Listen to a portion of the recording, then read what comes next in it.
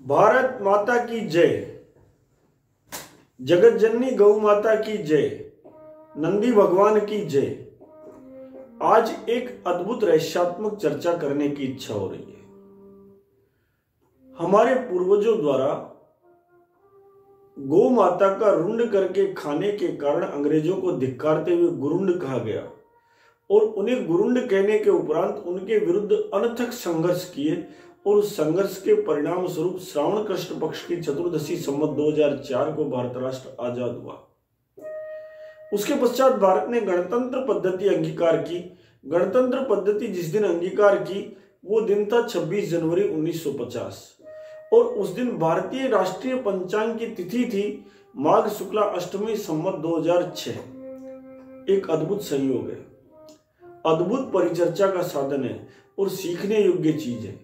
माघ का महीना भगवान माधव को अर्पित है। हम सब जानते हैं कि हमारे यहाँ शास्त्रों के अंदर अगहन में केशव का महीना होता है, पौष में नारायण का महीना होता है, माघ में माधव का महीना होता है, फाल्गुन में गोविंद का महीना होता है, चैत्र में भगवान विष्णु को अर्पित महीना होता है, वैशाख मधुसूदन को होता है, ज्येष्ठ में त्रिविक्रम को होता है, आषाढ़ वामन को होता है, श्रावण में श्रीधर को अर्पित होता है, भाद्रपद में ऋषिकेश को अर्पित होता है, क्वार के अंदर पद्मनाभ को अर्पित होता है। इसी प्रकार कार्तिक का महीना भगवान दामोदर को अर्पित महीना माना गया है और इसलिए माधव का अर्थ है, माधव को अर्पित जो महीना है वो माघ मास है।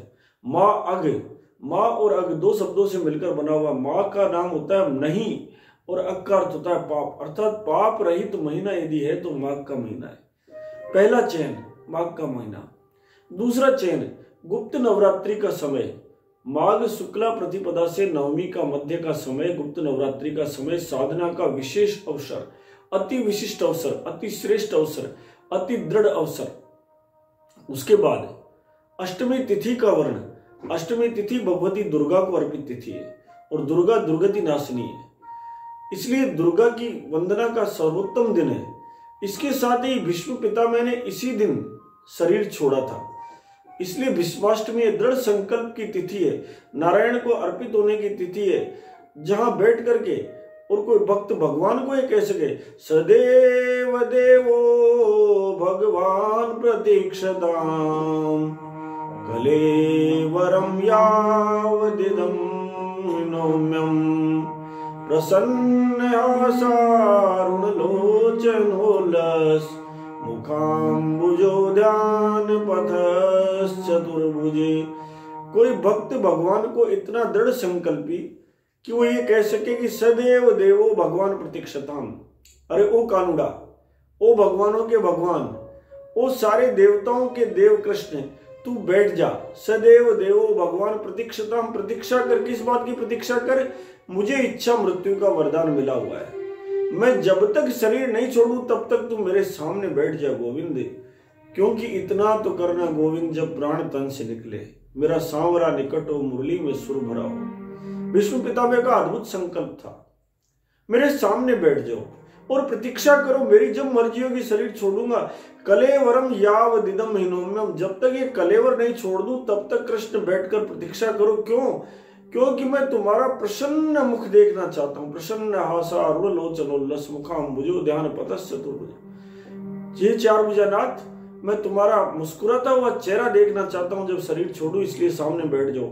और भगवान ने उनकी आज्ञा मानकर सामने बैठना स्वीकार कर लिया। ये समय गुप्त नवरात्रि का समय था और अष्टमी तिथि जब आई तब उन्होंने पूरा तरीके से जब देखा कि अब भगवान भास्कर उत्तरायण में प्रवेश कर चुके हैं, तब उन्होंने अपनी इच्छा से शरीर को छोड़ा और उस समय ये तिथि स्थायी आधार बन गई, भीष्माष्टमी के नाम से हमारे पंचांग में इंकित हो गई और इसी तिथि को मान मिला आजाद भारत में वापस। कलयुग में फिर ये तिथि जो है युग युगांतरकारी तिथि बन गई। इतिहास में युग युगांतरों की अविस्मरणीय घटनाओं की साक्षी ये तिथि बन गई, जिस समय पर भारत ने गणतंत्र को अंगीकार किया 26 जनवरी 1950 को माघ शुक्ला अष्टमी संवत 2006 को।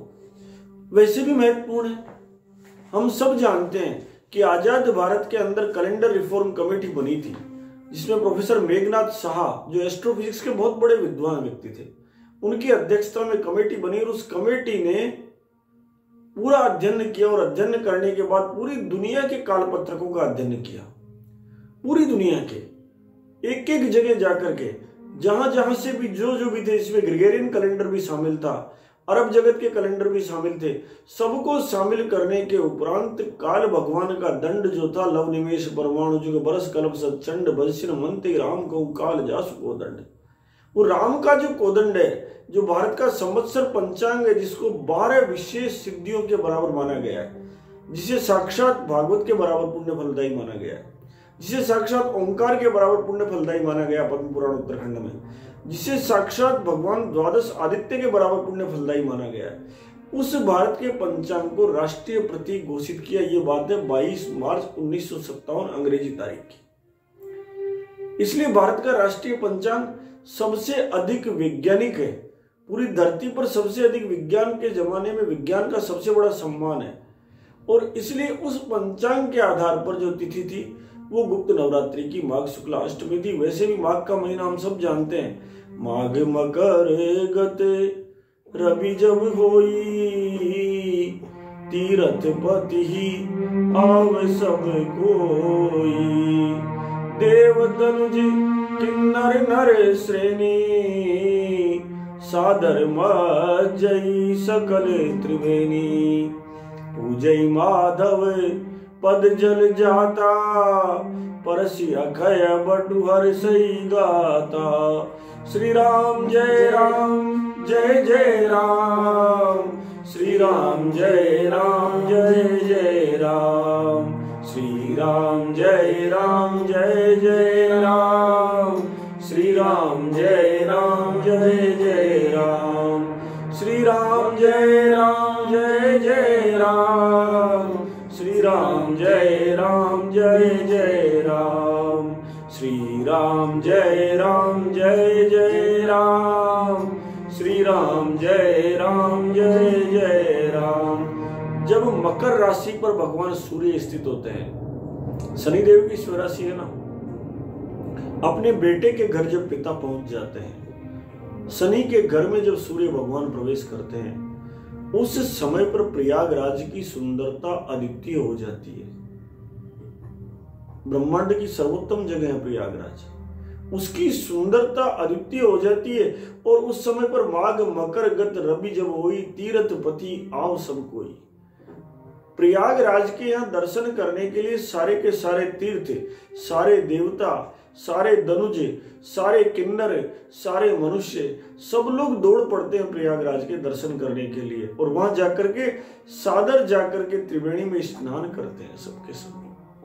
और त्रिवेणी में स्नान करके भगवान माधव के, वेणी माधव के चरण कमलों की पूजा करते हैं, और साथ में अक्षय वट का स्पर्श करते हैं। ये हमारी परंपरा हजारों लाखों करोड़ों वर्षों से बनी चली आ रही है।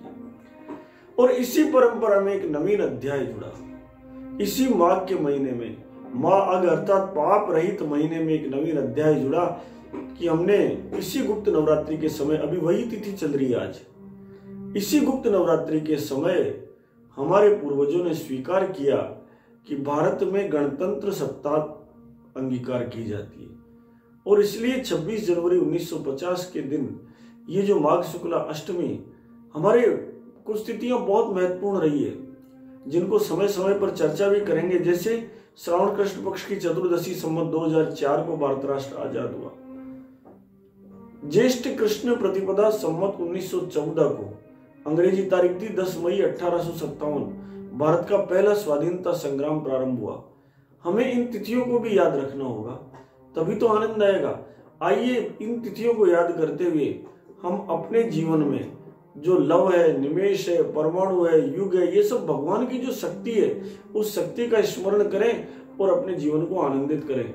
लव निमेश परमाणु जुग बरस कल्प सत चंड, बजसी न मन ते ही राम कहूं, काल जासु को दंड सियावर रामचंद्र शंकर हरि ओम। श्री राम जय राम, जय राम, श्री राम जय राम, जय राम, श्री राम जय राम, जय राम, श्री राम जय राम, जय राम, श्री राम जय राम, श्री राम जय राम जय जय राम, श्री राम जय राम जय जय राम, श्री राम जय राम जय जय राम, श्री राम जय राम जय जय राम। हम इस पावन तिथि का स्मरण करें और इस पावन तिथि को गढ़ के अधिष्ठाता भगवान गजानंद की वंदना करें और उनसे प्रार्थना करें कि सुमुखस्य दंतस्य कपिलो गजकर्णक लंबोदरस्य विकटो विघ्ननाशो विनायक धूम्रकेतुर्गणाध्यक्षो बालचंद्रो गजानन द्वादशेतानि नामानि ये पठे शृणुयादपि विद्यारंभे विवाहे च प्रवेशे निर्गमे तथा संग्रामे संकटस्य विग्रस्तस्य न जायते। उन गजानंद का ध्यान करें और अपने जीवन को आनंद से भरें। बोले जगत जननी गौ मात की जय, बोले नंदी भगवान की जय, बोले भारत के बैल भगवान की जय, बोले भारत के बछड़ा भगवान की जय, बोले भारत की बछड़ी भगवान की जय।